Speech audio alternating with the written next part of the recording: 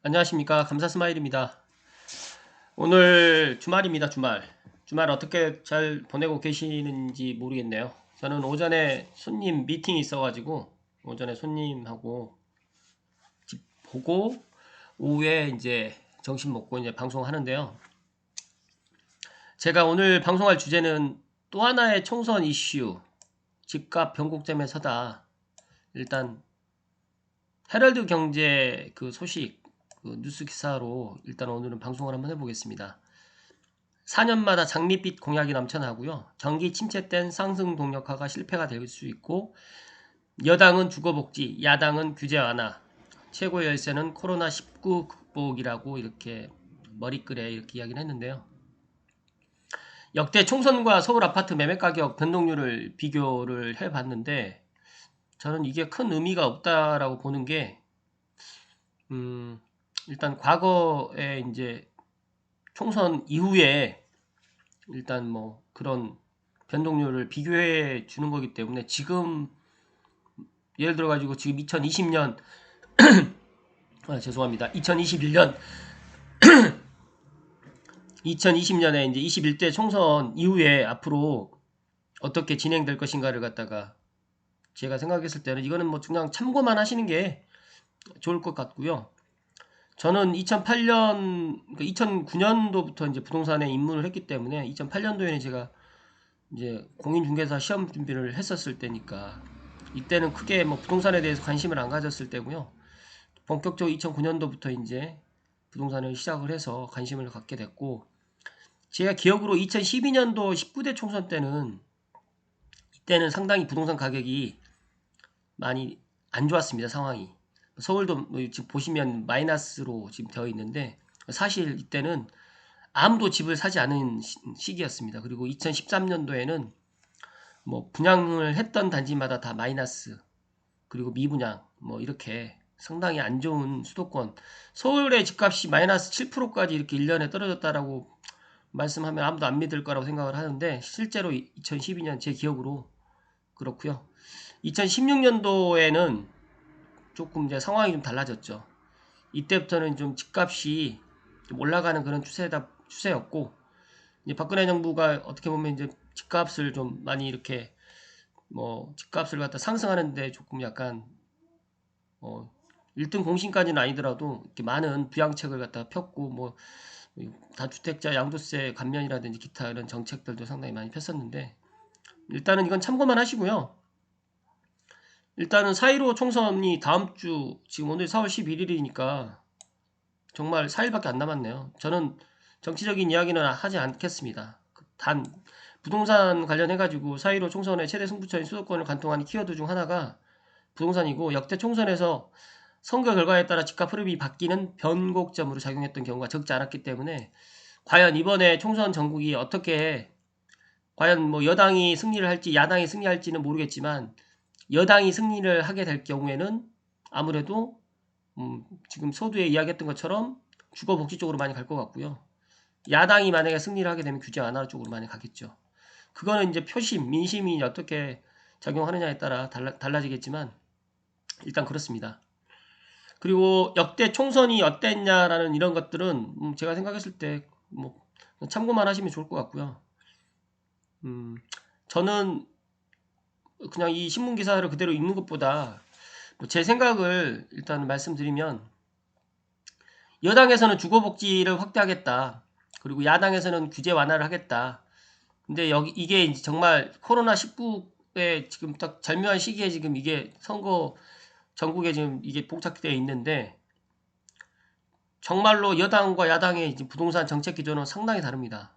그래서 제가 방송에다가 뭐 어떤 게 좋고 어떤 게 나쁘다라고 말씀드리기가 정말 뭐 곤란해서 저는 말씀을 드리지 않겠습니다. 단 이제 더불어민주당의 공약은 도시 매각 신도시 개발, 3기 신도시라든지 공급 확대해서 그리고 집값을 안정화시키겠다는 뜻이고요.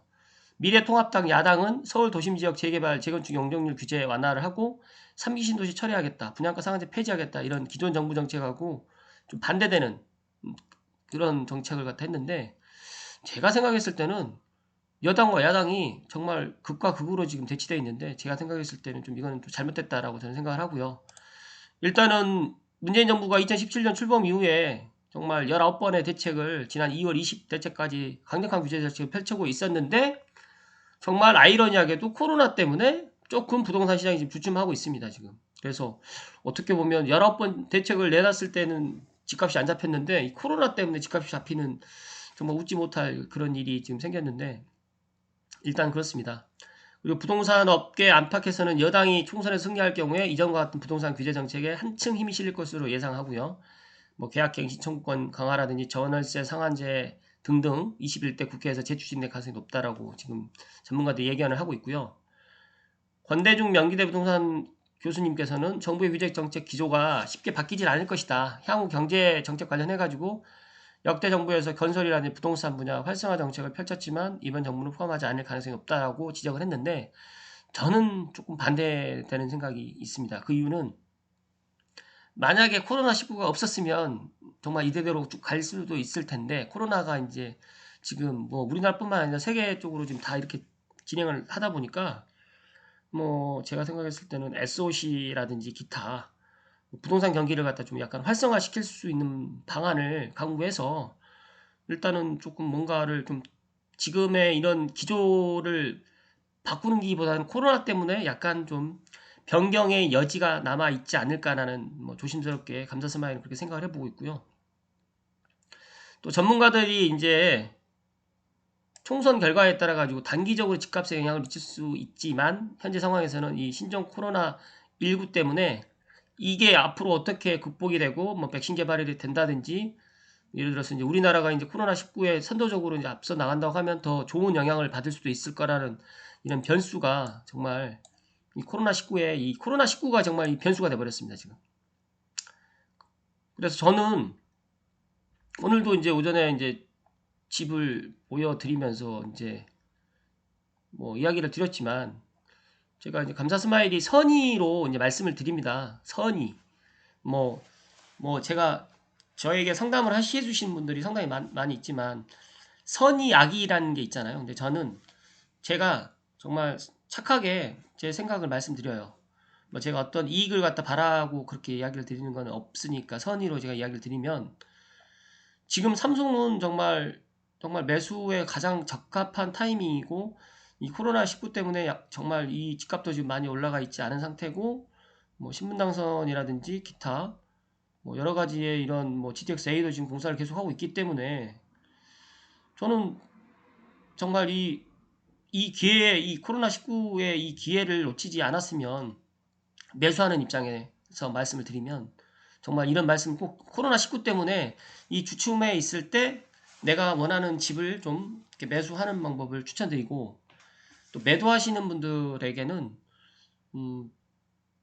이 코로나19가 계속적으로 이제 뭐 지속되고 뭐 내년에 뭐 경기가 더 악화될 수도 있는 상황이 있지만 1주택자는 전혀 문제 저는 없다고 뭐 강하게 말씀드리고요. 또 2주택자 같은 경우에도 뭐 좀 늦게 매도하시면 되는 거고 일단 전세 들어가 있거나 뭐 월세를 받으셔가지고 수익을 창출하시면 될 것 같은데 너무 이제 그런 쪽으로 생각을 갖다가 하시다 보니까 스트레스를 요즘 많이 받으신 것 같은데 근데 이제 삼성 쪽은 분위기가 어떠냐면 삼성은 지금 매도 가격이 내려가 있지 않고요.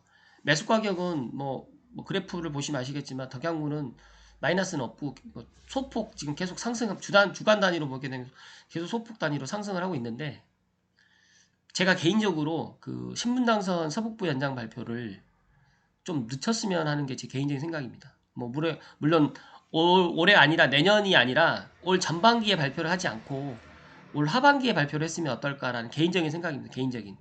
그런데 저는 올 전반기에 발표할 가능성이 높지 않을까라는 또 그런 생각도 갖고 있고요. 또 하나가 지금 뭐 제가 지난 방송에도 말씀드렸지만 21대 총선이 지나게 되면 이 고양시 고양시를 말씀을 드리면 일단 고양시에 굵직굵직한 현안이 많습니다. 첫 번째로 고양시 국회의원들이 선출이 되면 4월 15일에 고양시 신청사를 또 논의를 해야 되고요. 또 창릉 3기 신도시 관련해가지고도 또 이런 또 논의를 또 해야 되는 부분이 있고 덕양구 분구도 지금 논의를 아마 해야 될 거로 제가 알고 있습니다. 그러니까 국회의원이 당선이 되면 가장 힘이 있을 때가 언제냐면 그 당선 직후라고 합니다. 당선 직후. 그렇기 때문에 4월 15일에 뭐 고양시의 가불병정 4명의 국회의원이 당선이 되면 그때 고양시장님하고 이제 이렇게 모여가지고 뭐 시의원들하고 같이 다 모이겠죠. 모여서 이제 이런 굵직굵직한 현안들을 작년에 이제 예를 들어서 이제 뭐 김현미 국토부 장관님도 안 계시고 윤해 뭐 교육부 장관님도 안 계시니까 이게 논의할 수가 없어요. 국회의원 2명이서 논의하기가 좀 그러니까 물론 같이 모여가지고 논의하면 되는데 그게 현실적으로 힘들었던 상황이었고 뭐 장관님들 겸직하다 보니까 그게 안 됐잖아요. 그러다 보니까 지금 새로 21대 뭐 국회가 뭐 국회의원 선거가 끝나고 나면 이런 것들이 논의가 됩니다. 그렇기 때문에 이 고양시의 그 지금 국제국제 현안들이 이제 논의가 돼서 이런 것들이 잘 이야기가 돼서 된다면 정말 고양시 전체적으로 한 단계 도약을 할 수 있는 계기가 될 수가 있고요. 또 하나 말씀을 드리면 지금 제가 이 역대 총선하고 이제 서울 아파트 매매 가격만 변동률을 비교를 했지만 저는 이제 서울 아파트의 매매 가격은 지금 뭐 강남도 약간 뭐 좀 내려가고 있다라고 있는데 뭐 그거는 뭐 극히 일부분이니까 일단은 좀 조정을 받을 수가 있어요. 이제 코로나19가 이제 장기적으로 계속 된다고 하면. 그런데 제가 생각했을 때는 이 고양시 삼송이라든지 덕양구, 그다음에 삼송벨트, 일산 이쪽은 더 이상 내려갈 가격이 없을 것 같아요. 그래서 정말 우스갯소리로 6억 밑으로는 이제 수도권에 아파트가 없을 거라는 어떤 분도 그런 이야기를 하시는데 이 감사스마일 생각도 그렇습니다. 이제 뭐 4억대, 뭐 3억대, 신축 아파트가 3억이야, 4억이야 이런 거는 정말 없어질 거라고 저는 예상을 합니다. 물론 뭐 또 혹자분들께서는 이제 올 하반기가 되면 경기가 더 안 좋아지기 때문에